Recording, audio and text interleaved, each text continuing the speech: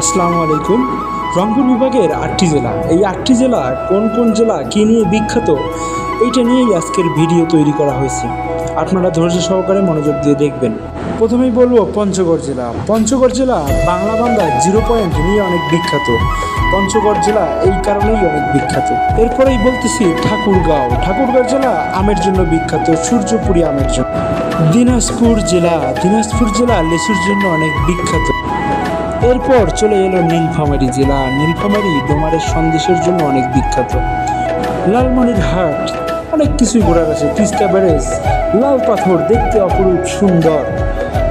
এরপরেই আছে লালমনিরহাটের বিখ্যাত সেই দহগ্রাম।